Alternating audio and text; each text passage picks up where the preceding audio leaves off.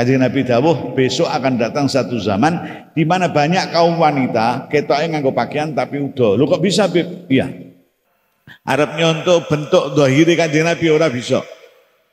Sing dikandhani teng mriki ahsanan nasi khalqan wa khuluqa.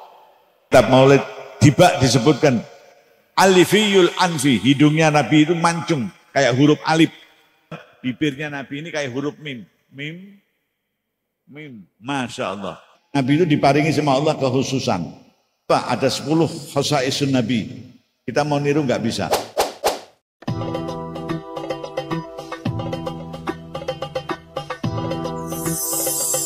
A'udzu billahi minasyaitonir rajim. Bismillahirrahmanirrahim.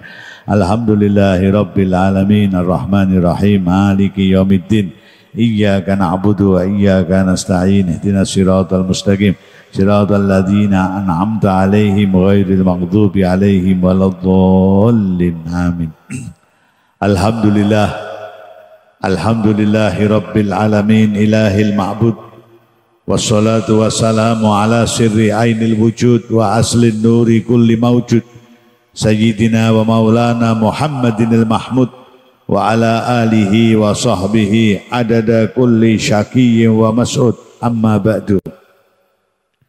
Yang saya hormati para habaib, para kiai, para alim ulama, para sesepuh, wabil khusus janaba akhin al-kiram Al-Habib Ja'far Al-Munawwar, dan para kiai-kiai lainnya yang hadir dalam kesempatan ini, pengurus takmir masjid apa nih? Masjid kampus di Ponorogo. Di Ponorogo ya. Di Ponorogo apa di Ponorogo? Masjid kampus di Ponorogo yang saya hormati beserta segenap jamaah, para hadirin wal hadirat yang dimuliakan Allah Subhanahu wa taala. Alhamdulillah pada malam hari ini kita bersama-sama bisa hadir di masjid ini untuk dalam rangka harlah nih. Harlah niku napa? Hari bermasalah. Hari lahir ready ku rebana. Oh gitu, ready rebana di Ponorogo University. Alhamdulillah.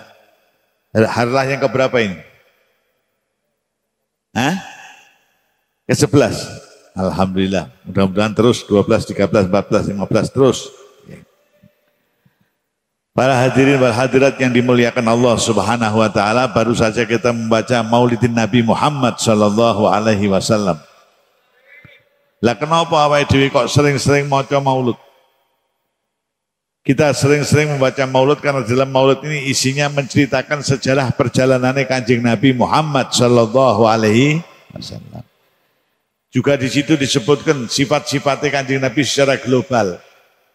Yang seyogyanya kita semuanya mencontoh sifatnya Nabi. Mereka saking Kanjeng Nabi niku yang bisa dicontoh antara lain utamanya sifat-sifatnya. Sampai mau mencontoh nopo?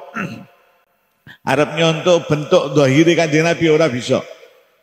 Sing dikandhani teng mriki ahsanan nasi khalqan wa khuluqa.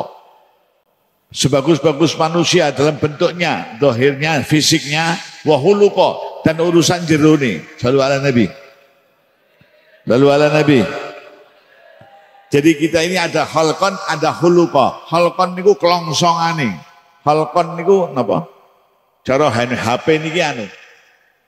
Casingnya itu khalqan. Nek khuluqan niku mesine. Khuluqnya HP niki ada yang iPhone, ada yang Nokia, ada yang apa? Samsung, sambungan langsung. Ana sing apa? Nokia, sebarang macam-macam itu bagian konten dalamnya. Tapi nek khalqonnya, casingnya, monggo. Nah, Kanjeng Nabi dua-duanya bagus. Jerone ya jos, depannya juga jos. Shallu ala Nabi. Ane kadang-kadang kena awake dhewe iki ngarepe nah jerone kadang-kadang. Atau sebaliknya jerone nah ngarepe malah kadang-kadang ya nah beh. Jawab jero orang genah kabeh. Naudzubillahi min dzalik. Muga-muga sing seneng maulud genah kabeh. Amin Allahumma. Amin Allahumma. Amin Allahumma. Lah, yang bagian kholq ini gak bisa kita tiru. Wajahnya Kanjeng Nabi gak bisa. Dan memang tidak disuruh kita niru. Karena apa? Kalau disuruh kita meniru itu hal yang mustahil. Hal yang mustahil. Hal yang apa? Gak mungkin kita niru wajahnya Kanjeng Nabi. Gak mungkin kita niru hidungnya Kanjeng Nabi yang di kitab maulid yang lain. Di kitab maulid tiba disebutkan alifiyul anfi. Hidungnya Nabi itu mancung. Kayak huruf alif. Ini diibaratkan. Mancung kayak huruf alif.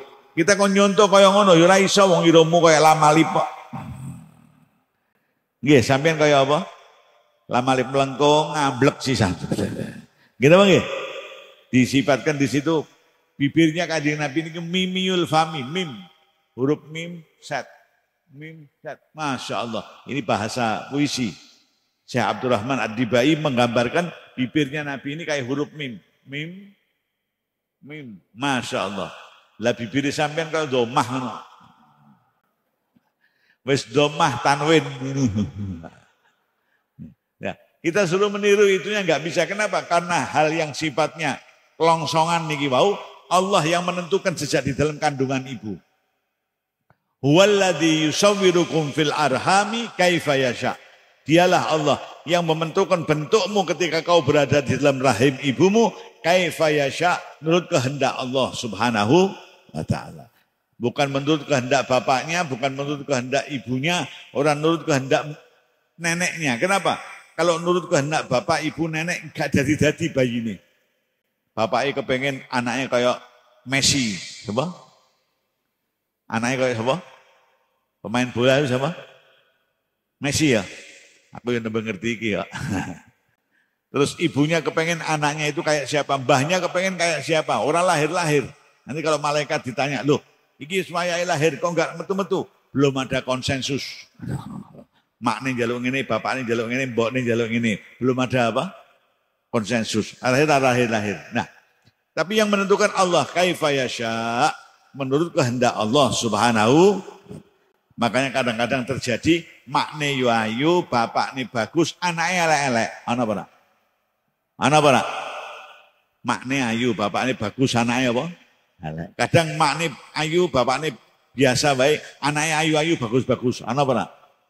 Ana apa? Kadang-kadang bapaknya elek, makni elek, anaknya jos-jos. Alhamdulillah, kaifa yasha menurut kehendak Allah Subhanahu wa ta'ala. Itu enggak bisa ditiru karena ini dohir, bentuk dohir. Nah, ketika kemudian apa enggak bisa direncanakan, gak iso direncanakan. Sampai merencanakan aku tak kawin karo wong sing ngene ben anakku ngene ra iso.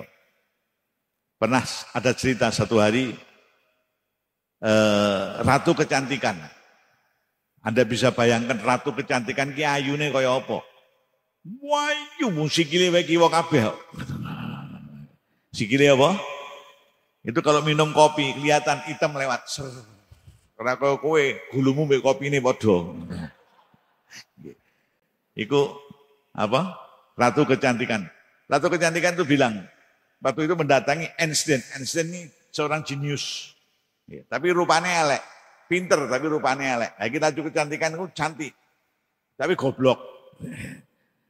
Bilang sama Einstein, Einstein, yuk kamu kawin sama saya yuk.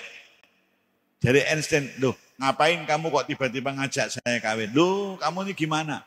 Saya ini cantik, kamu itu pinter. Kalau kita campur anak yang lahir dari kita ini, cantiknya kayak saya, gantengnya kayak saya, pinternya kayak kamu.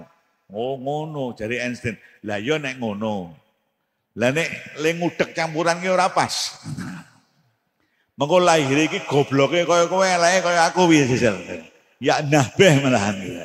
Ya, enggak bisa itu semua bahwa walladzi yusawwirukum fil arhami kaifa yasha. Menurut kehendak Allah Subhanahu taala.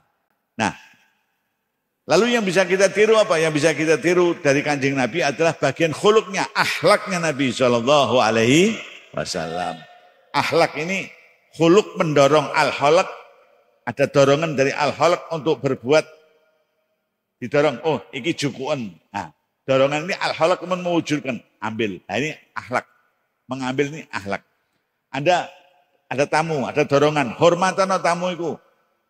Kemudian khalq rongsongan niki mewujudkan perintahnya khuluq niki mau. Oh nggih, dihormati dengan senyum, dengan apa? Ini al-akhlak, jadilah akhlak. Dorongan al-khuluq kepada al-khalaq, lahirlah perbuatan yang disebut apa? Akhlak. Nah, ini yang bagian yang bisa kita tiru. Nek sing liyan-liyane gak iso kita niru. Apalagi bentuk fisiknya Kanjeng Nabi mboten saged, jelas mboten saged. Nah, karena itu para hadirin sekalian dimuliakan Allah, dengan kita membaca kitab Maulud, kita mengenal antara lain juga akhlaknya Kanjeng Nabi yang insya Allah bisa ditiru. Loh, apa yang dikerjakan Kanjeng Nabi itu kita bisa meniru, insya Allah bisa. Kenapa? Karena Kanjeng Nabi ya manusia, kita ya manusia. Manusia meniru manusia, iso ora? Nek kira-kira Kanjeng Nabi itu malaikat, sampean dikon niru malaikat, orang mungkin iso. Kanjeng Nabi itu begini, ya aja wong dia malaikat, lah saya kan manusia. Nah. Ya saja wong dia jin kok, lah saya kan manusia. Tapi kalau Kanjeng Nabi manusia, kita manusia, disuruh meniru, insya Allah nek iso, nek mangkarep, insya Allah bisa. Amin Allahumma. Amin Allahumma. Amin Allahumma. Hasbunallah wa ni'mal wakil, ni'mal.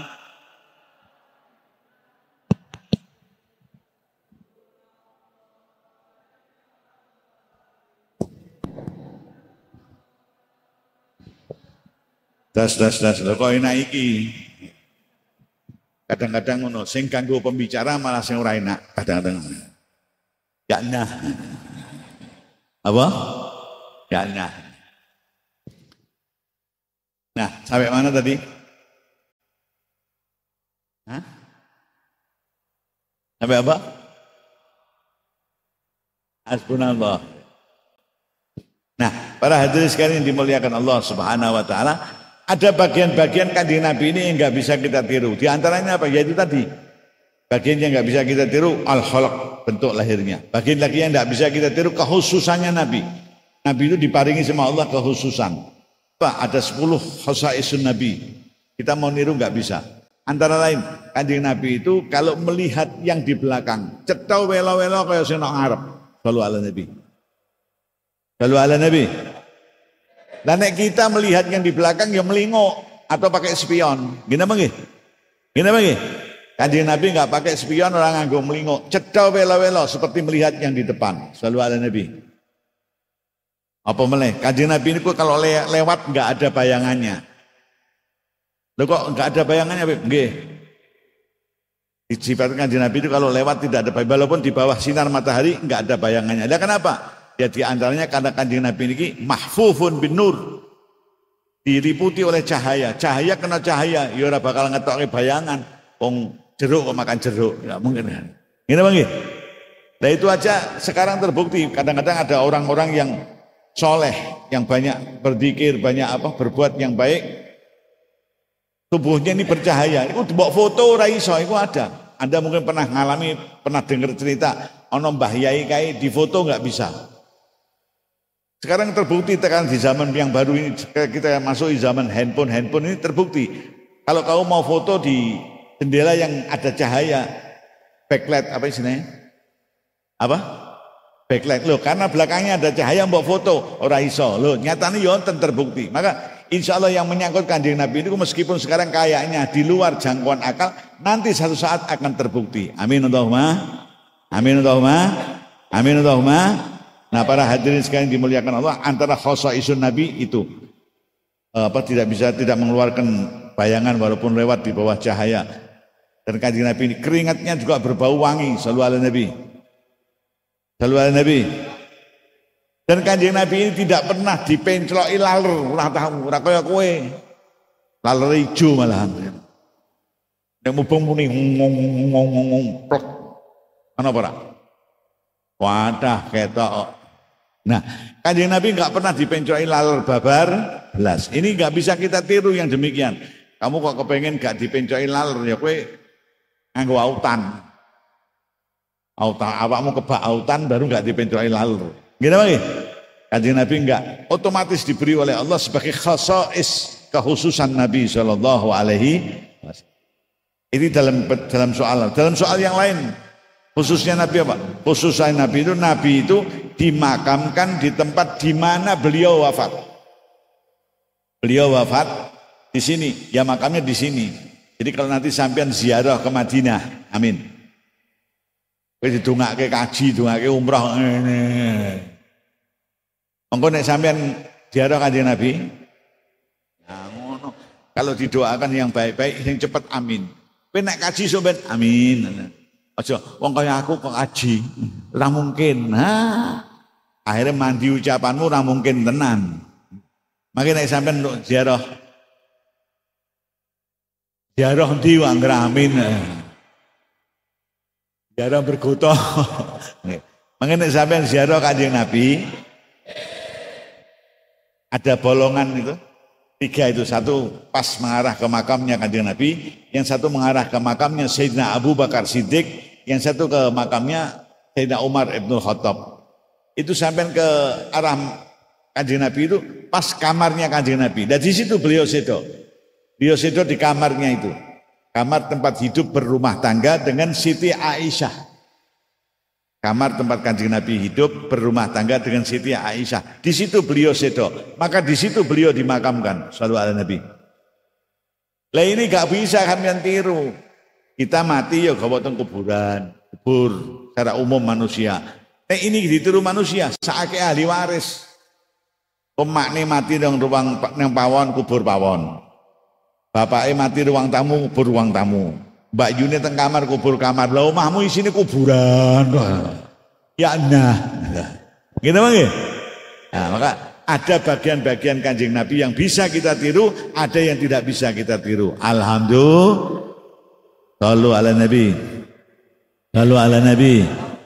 Shalli wa sallim daiman.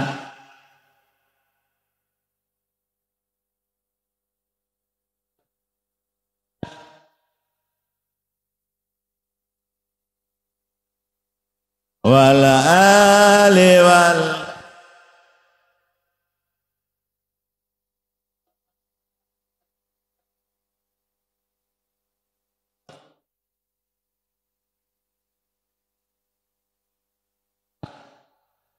Lah ceritanya Kanjeng Nabi kok dimakamkan di kamarnya tempat beliau, maka disebut Al-Hujrah Asy-Syarifah. Itu di samping masjid ini. Kanjeng Nabi itu begitu, ini masjidnya itu dalamnya. Hidup rumah tangga. Lah sedonya tenggene kamare. Kok bisa dimakamkan teng mriku? Enggak, karena sedonya teng mriku. Dan sebelumnya Siti Aisyah sebagai istri beliau sudah mendapatkan ngalamat. Wis ana isyaroi. Siti Aisyah niku ngimpi. Di dalam kamarnya itu kelebon rembulan telu. Sing siji gedhi padang, sing loro padang tapi cilik. Ya Siti Aisyah enggak paham artinya mimpi ini apa. Tanya kepada abahnya. Biyen wong mimpi itu ada penafsirnya. Kalau sekarang setiap kampung ada ahli tafsir. Aku kok ngimpi kucing nabrak ember. Oh kucing sikile 4, ember bunder berarti 4-0. Ana ngono ki ana. Ana. Nah waya nah. Wes kena kaya ngono siak nah. Sowan kiai. Kiai lepas nyuwun nomor, kurang ajar kowe kok njaluk nomor segenah balang sandal. Lho di balang sandal kiai ini kan mestinya sedih nangis. Enggak malah senang, alhamdulillah nomornya sandal didelok pira. Ya nabeh iki mau. Nah, Siti Aisyah mimpi ke dalam kamarnya ini kelebon rembulan telu. Sing gedhe sing siji padang, sing loro niku padang tapi cilik. Tanya kepada apa? Kanjeng Nabi, takon mbek Kanjeng Nabi suaminya. Ewoh, wis tak takon mbek abahku. Karena apa? Sayyidina Abu Bakar, abahnya Siti Aisyah ini ahli takwil mimpi. Dan niku yang mau wisuda Kanjeng Nabi, sallallahu alaihi Nabi. Wisudane pripun? Satu hari ketika ba'da salat subuh, Kanjeng Nabi di depan para sahabat ada Sayyidina Abu Bakar. Memanggil Sayyidina Abu Bakar di depan para sahabat, Kanjeng Nabi bertanya, "Ya Abu Bakar, aku kok mau bengi ngimpi. Aku munggah ondo, kacek telung trap awakmu nyusul. Apa artinya Abu Bakar?" Nah, ini di depan para sahabat. Pertanyaan ini bukan pertanyaan karena Kanjeng Nabi tidak paham, sallallahu alaihi Nabi. Bukan pertanyaan istifham, pertanyaan yang Kanjeng Nabi ingin mengatakan kepada para sahabat, kowe nek ana hal-hal mimpi, takokno kalau Abu Bakar. Nah, Sayyidina Abu Bakar ini termasuk ahli takwil. Nek Pertanyaan itu kan macam-macam, istifham, mencari kepahaman. Omahmu di, oh rumah saya di sini, oh kamu ngerti. Ada pertanyaan yang hanya basa-basi ya no. Nggih. Pertanyaan yang basa-basi contohnya sampean di rumah jam loro bengi ketamon dulurmu dari Jakarta. Tok tok tok buka. Masya Allah, alhamdulillah, piye kabare? Lah basa-basi. Nggih.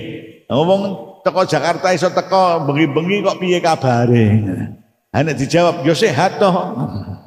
Gini nggih. Itu pertanyaan yang apa? Basa-basi. Ada lagi pertanyaan yang untuk menerangkan, menjelaskan.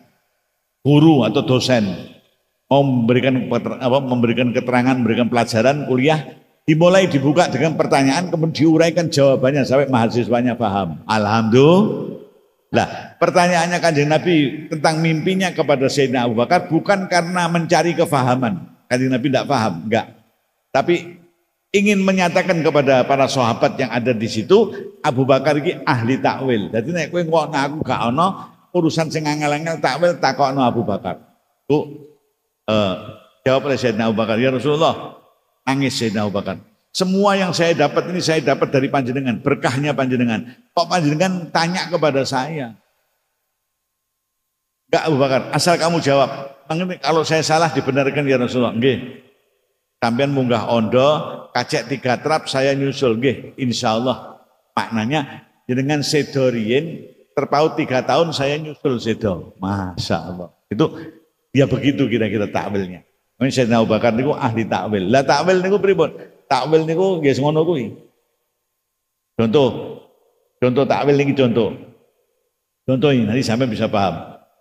Ketika zaman Inul joget itu sekali joget 300 juta. Nggih. Nah, saya ditanya, "Beb itu hukumnya gimana?" Loh, lah kowe kok takon aku. Ya jelas wong wedok joget kaya ngono ya haram kowe mbok takokno mboten. Tapi itu maknanya ditakwilkan. Lah apa takwile? Joget kok 300 juta. Itu berarti bokong legane larang. Jadi habis ini kita akan memasuki masa yang kira-kira bokong itu mahal semuanya. Lah kok tenan, enggak lama setelah zaman Inul itu wong arep ndelehno bokonge anake teng sekolahan larang. Orang mau ndelehno bokonge apa? Kursi teng DPR larang. Menderekno bokong teng kursi pegawai negeri larang. Menderekno bokong teng ndi wae larang. Mun nyerahno bokong gawe disuntik wae larang kok. Itu setelah ada kejadian apa? Inul tadi kita takwil. Lah itu gambarannya takwil itu di situ. Ketika kemudian diputuskan Sayyidina Abu Bakar dimakamkan di kamarnya Nabi itu, baru Kanjeng Nabi Sayyidina Abu Bakar manggil anaknya Siti Aisyah. Aisyah, sekarang yang kau mimpikan Allah telah menunjukkan buktinya. Apa? Rembulan sing paling gede itu sudah berada di kamarmu. Shallu ala Nabi. Shallu ala Nabi. Rembulan sing paling gede sinten? Kanjeng Nabi Muhammad sallallahu alaihi wasallam. Anta syamsun anta nurun fauqa nuri anta ikasiru.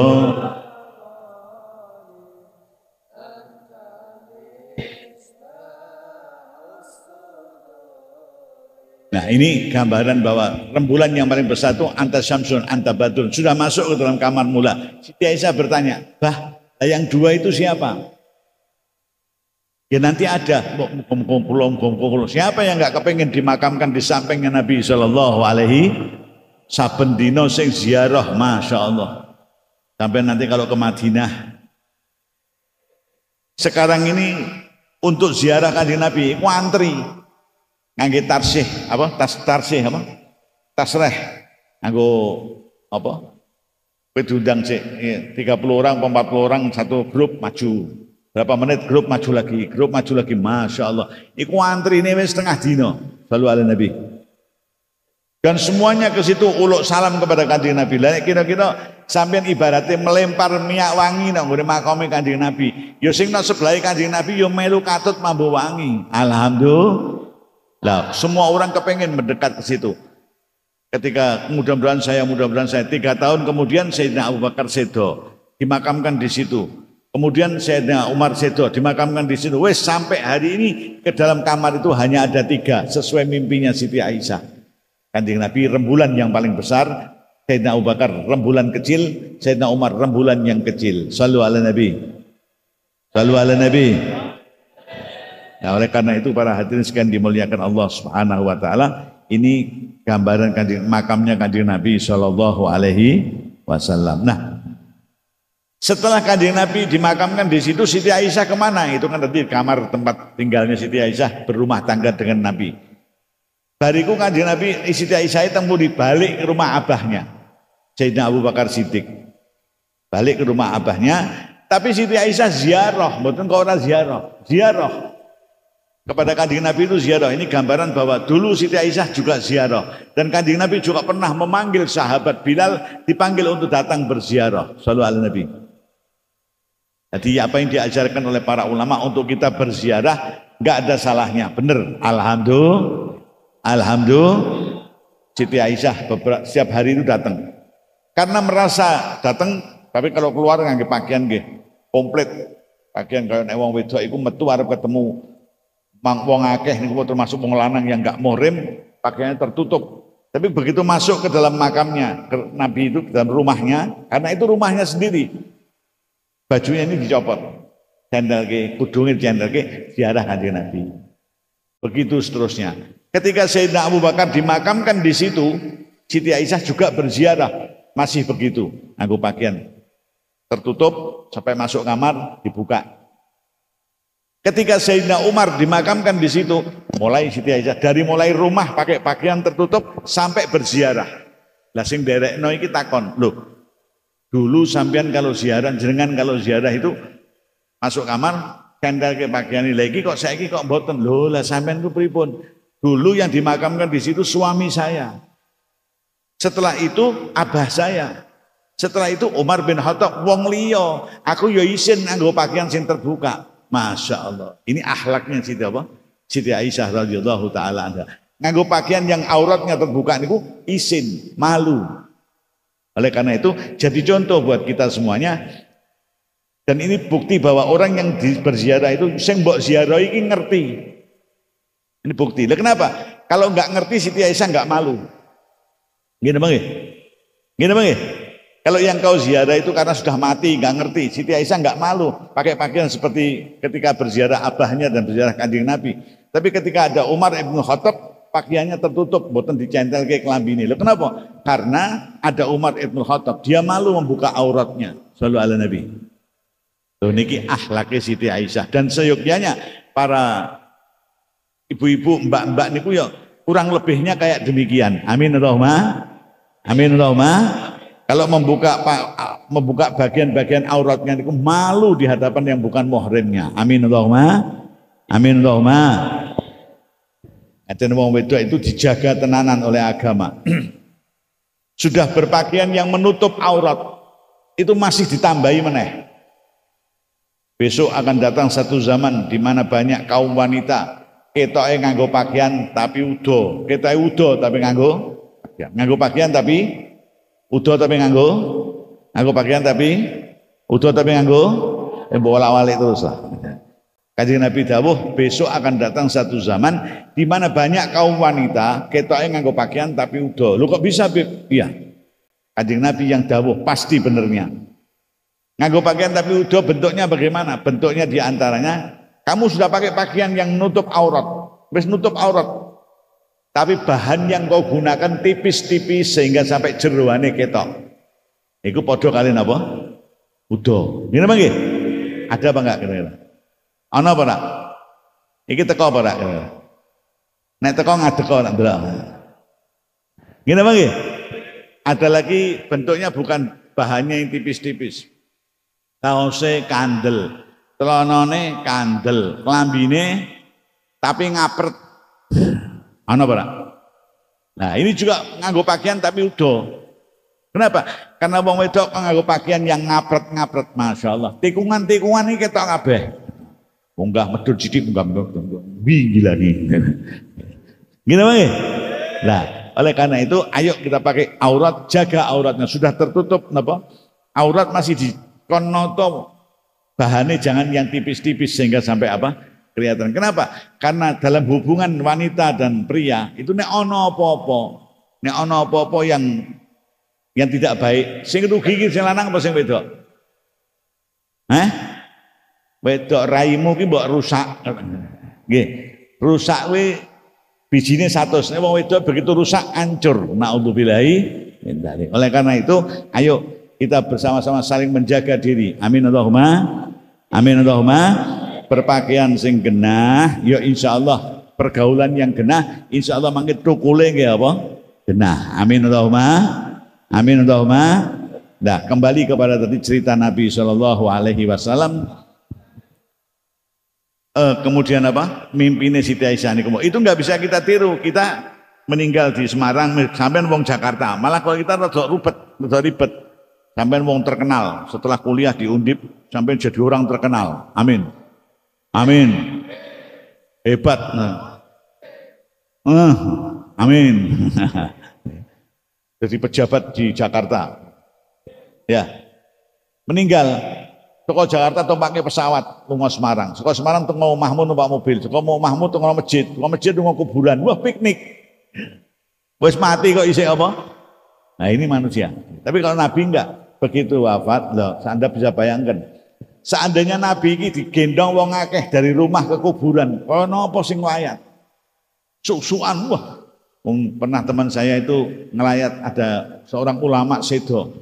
Itu ngelayat itu baru sebentar sudah ganti. Cek mikul sedelok ganti sampai jengkel piye. Mbok sabar, sesuk kan ana meneh. Masyaallah. Shallu ala Nabi. Shallu ala Nabi. Nah, para hadirin sekalian dimuliakan Allah Subhanahu wa taala, itu gambarannya apa yang bisa kita tiru dari Kanjeng Nabi dan apa yang tidak bisa kita tiru. Alhamdulillah, sholli wa sallim daiman